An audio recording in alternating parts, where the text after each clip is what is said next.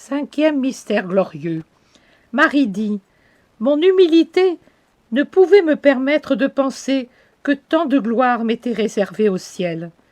Dans ma pensée, j'avais la certitude que ma chair humaine, que le fait d'avoir porté Dieu avait sanctifiée, ne connaîtrait pas la corruption, puisque Dieu est vie, et lorsqu'un être est saturé par lui, c'est comme s'il était saturé d'un arôme qui préserve de la mort. Non seulement je m'étais fondue à lui en une chaste et féconde étreinte, mais les replis les plus secrets de mon être s'étaient saturés de la divinité cachée dans mon sein et tout absorbés à se voiler de chair mortelle. Mais que la bonté de l'Éternel eût réservé à sa servante la joie de ressentir sur ses membres le toucher de la main de mon fils, son étreinte, son baiser, et de réentendre sa voix de mes oreilles, de voir son visage de mes yeux, d'éprouver de nouveau la joie de le caresser. Non, je ne pensais pas que cela me fût accordé si vite, et je ne le désirais point.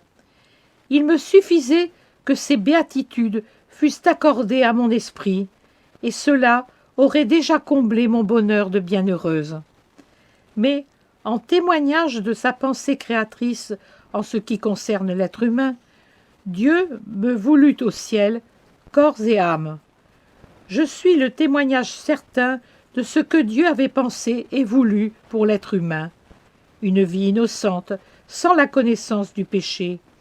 Un passage paisible de cette vie à la vie complète, au cours duquel, comme celui qui franchit le seuil d'une maison pour entrer dans un palais, l'être complet passerait du soleil, du paradis terrestre, au soleil du paradis céleste, augmentant la perfection de son moi dans la chair et dans l'esprit, de la pleine lumière qu'il y a aux cieux. Devant les patriarches et les saints, devant les anges et les martyrs, Dieu me plaça, moi qui avais été élevé à la gloire du ciel, et dit « Voici l'œuvre parfaite du Créateur, voici ce que je créai à mon image et à ma ressemblance, fruit d'un chef-d'œuvre divin et créateur, merveille de l'univers, lequel voit, enfermé en un seul être, le divin dans l'esprit immortel, comme Dieu et comme lui, spirituel, intelligent, vertueux, et l'animal dans la chair la plus parfaite, devant laquelle chaque être des trois règnes de la création s'incline. Voici le témoignage de mon amour pour l'humain, pour qui je créai l'organisme parfait et le sort bienheureux d'une vie éternelle dans mon royaume.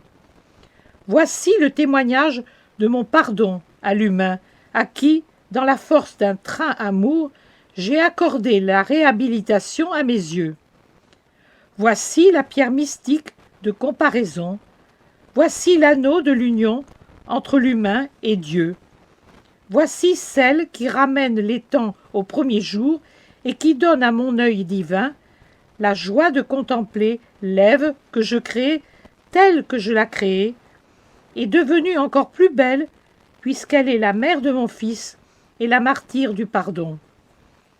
Pour son cœur qui ne connut point de tache, j'ouvre les trésors du ciel, et pour sa tête qui ne connut point d'orgueil, je fais une couronne de ma splendeur, et je la couronne, car elle m'est sainte, pour qu'elle soit votre reine.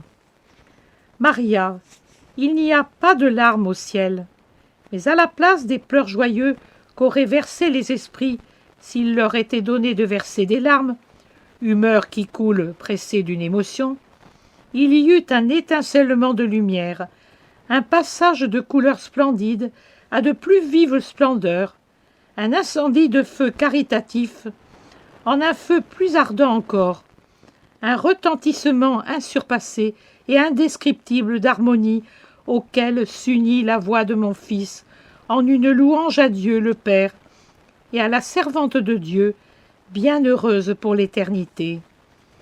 Maria, j'avais pensé finir cette illustration des mystères de mon Saint-Rosaire, car, sans que tu t'en rendes compte, je t'ai parlé de tous les mystères, et en particulier des mystères blancs de la joie et des mystères resplendissants de la gloire, Puisque pour les mystères pourprés, il n'y a qu'un nom, douleur, et ils ne forment tous qu'une unique douleur, j'avais donc pensé finir après Noël.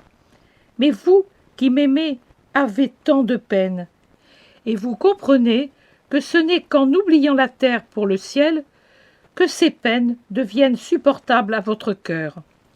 Et je vous dévoile donc les lumières du ciel. Le collier mystique est terminé. Je vous le donne pour la Noël de mon fils, et avec lui, ma bénédiction et ma caresse. Soyez bons et aimez-moi, je suis avec vous.